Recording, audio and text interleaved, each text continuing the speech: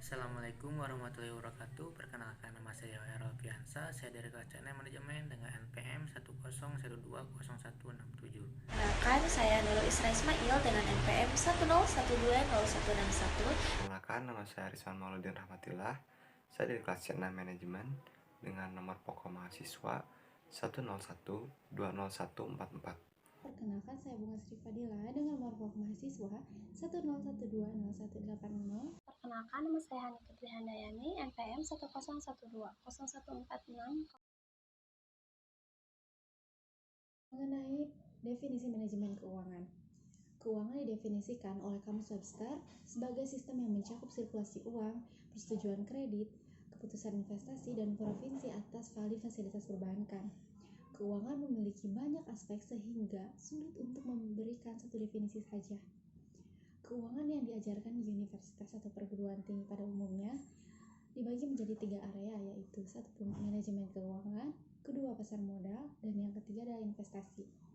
Manajemen keuangan juga disebut sebagai keuangan korporat, berfokus pada keputusan yang terkait dengan jumlah dan jenis aset yang akan diambil, cara memperoleh modal yang dibutuhkan untuk membeli aset, serta cara menjalankan perusahaan sehingga dapat memaksimalkan nilainya.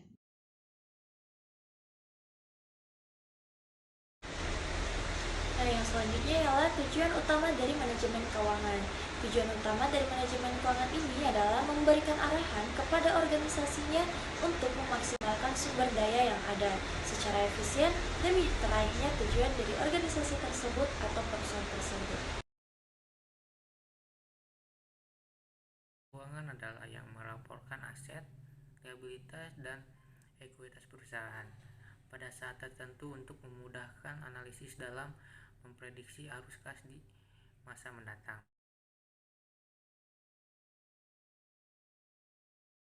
Terapa menghasilkan produk X sebanyak 20 unit setiap hari. Dalam 1 bulan, perusahaan bekerja 25 hari. Unsur biaya yang dibebankan untuk setiap unit produk tersebut: 1. Bahan mentah A 100, 2. Bahan mentah B 25, 3. Tenaga langsung 75.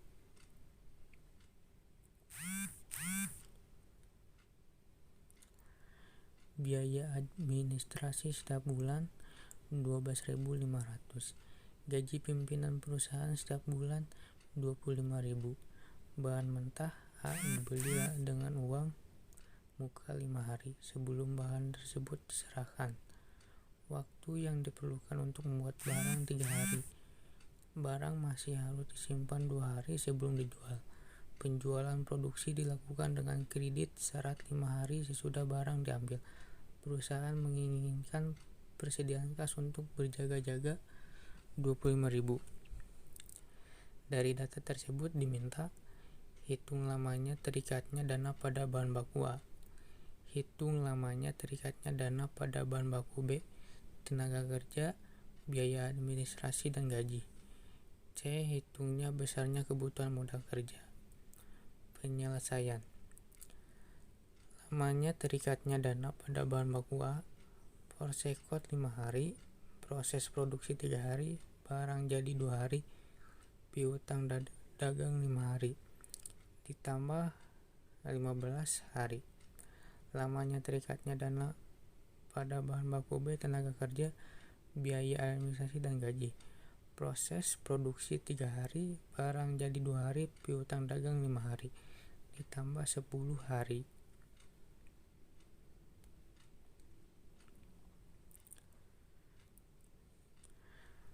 Perhitungan kebutuhan modal kerja. Bahan mentah A 20 unit kali 100 kali 15 hari sama dengan 30.000. Bahan mentah B 20 unit kali 25 kali 10 hari sama dengan 5.000. TK tenaga kerja langsung 20 unit kali 75 kali 10 hari sama dengan 15.000. Biaya administrasi dan gaji pimpinan 12.500 ditambah 25.000 sama dengan 37.500 per 25 hari kali 20 unit. Biaya administrasi dan gaji pimpinan 20 unit kali 75 kali 10 hari sama dengan 15.000. Persediaan kas untuk berjaga-jaga 25.000. Jumlah modal kerja yang diperlukan adalah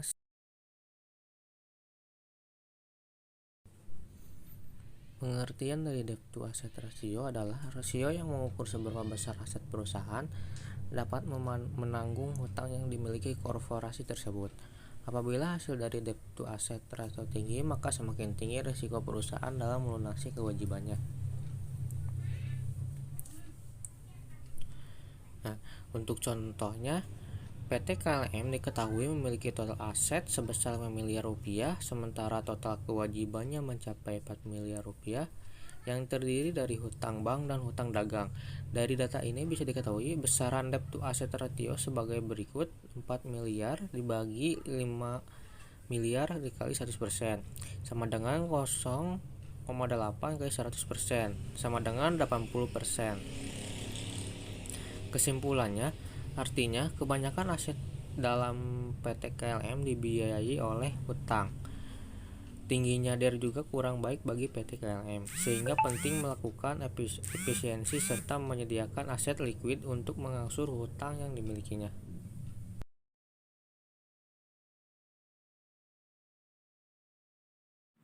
Setelah kita menemukan laporan laba rugi, selanjutnya kita mengerjakan contoh soal dari rasio profitabilitas. Rasio profitabilitas itu ada 3. Yang pertama adalah gross profit margin atau laba kotor. Yang kedua adalah net profit margin atau laba bersih.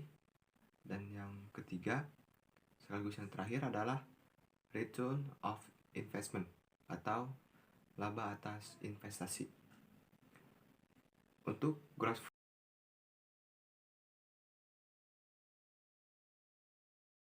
Rasio likuiditas adalah rasio yang menunjukkan kemampuan perusahaan dalam memenuhi kewajiban atau membayar utang jangka pendek.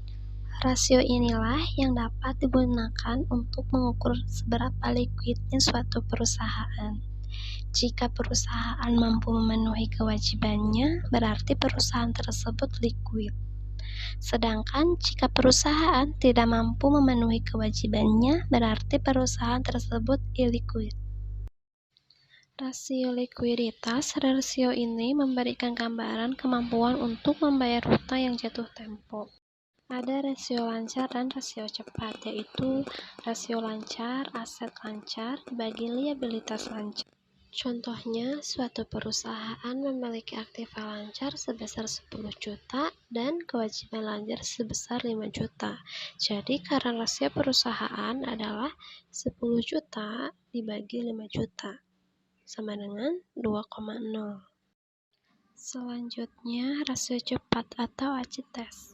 Aset lancar dikurangi persediaan dibagi liabilitas lancar. Perusahaan Maju Jaya memiliki aktiva lancar senilai 20 juta, inventaris 2 juta, dan kewajiban lancar 6 juta. Maka rasio cepatnya adalah 20 juta dikurangi 2 juta dibagi 6 juta, hasilnya 3,0.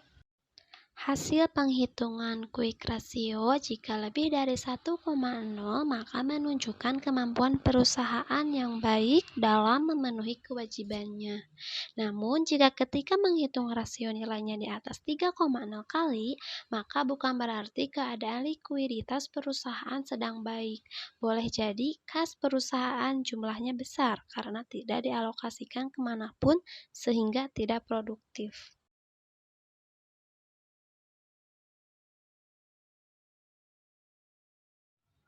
Baiklah, memasuki soal pembahasan rasio manajemen aset. Soal yang akan dibahas yaitu mengenai perputaran persediaan. Sipi Barokah Cetak Sablon mencatat persediaan barang dagangannya pada tanggal 1 Januari 2020 sebesar Rp90 juta. Di akhir tahun persediaan barang dagangannya tinggal Rp30 juta dan sementara harga pokok penjualannya mencapai Rp260 juta. Adapun rumusnya yaitu rasio perputaran persediaan sama dengan penjualan dibagi persediaan. Rata-rata industrinya yaitu 10,9 kali. Nah, penjualan dari CV Barokah Cetak Sablon ini yaitu sebesar Rp290 juta. Persediaannya yaitu sebesar Rp60 juta. Persediaannya kita jumlah terlebih dahulu, yaitu persediaan awal sebesar Rp90 juta ditambah persediaan akhir sebesar Rp30 juta. Hasilnya adalah Rp120 juta. Dibagi 2, hasilnya adalah Rp60 juta. Jadi penjualannya yang sebesar Rp290 juta dibagi Rp60 juta adalah 4,8. Nah, rata-rata industrinya yaitu sebesar atau sebanyak 10,9 kali. Dan perputaran yang dihasilkan oleh CV Barokah Cetak Sablon ini yaitu sebanyak 4,8 kali. Jadi di bawah rata-rata industri 10,9 kali ini dikatakan CV Berkah Cetak Sablon ini belum efisien dalam menggunakan asetnya.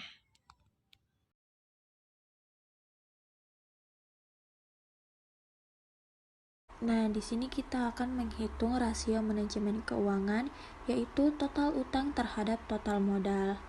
Nah, yang bisa dilihat, yang diketahuinya ada total utang PT Indofood sebesar 2.000, ekuitasnya 800, dan juga rata-rata yang digunakan oleh semua industri yaitu sebesar 38,4%. Lalu yang ditanyakannya adalah berapakah total utang terhadap total modal pada PT Indofood dalam bentuk persentasi. Nah, maka penyelesaiannya yaitu kita masukkannya rumus terlebih dahulu, yaitu total utang dibagi total utang ditambah ekuitas. Nah, bisa dilihat tadi total utangnya ada 2.000, berarti dibagi total utang ditambah ekuitas 2.000 ditambah 800. Nah, langsung saja kita hitung secara manual seperti ini. 2.000 dibagi 2.000 ditambah 800 yaitu 2.800. Maka 2.000 dibagi 2.800 menghasilkan 0,71. Nah, karena dia mintanya dalam bentuk persen, maka 0,71 dikali dengan 100%. Hasilnya 0,71%. Nah, lalu apa arti dari 0,71% ini? Nah, dapat disimpulkan bahwasanya rasio utang terhadap modal PT Indofood masih di bawah rata-rata industri, di mana rata-rata industri yang sebesar 38,4% dan PT Indofood hanya 0,70%. Maksud saya 0,71%. Nah, melihat angka yang sangat jauh sehingga PT Indofood dapat disimpulkan bahwa ia belum efisien atau belum mampu dalam membayar kewajiban utangnya terhadap modal industri.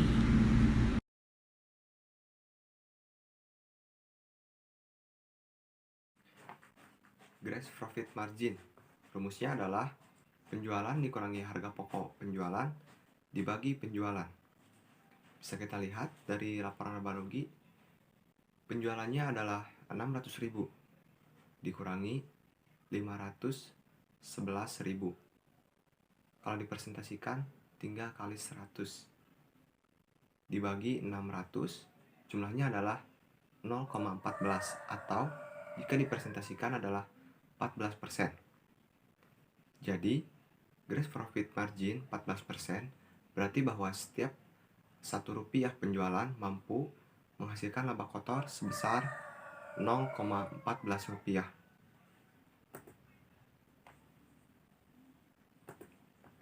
Untuk selanjutnya adalah net profit margin dengan rumus laba setelah pajak dikurangi penjualan.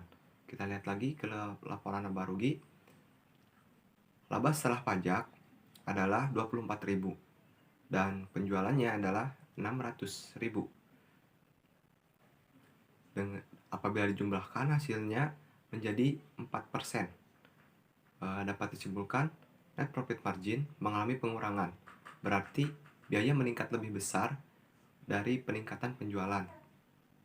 Selanjutnya adalah return of investment.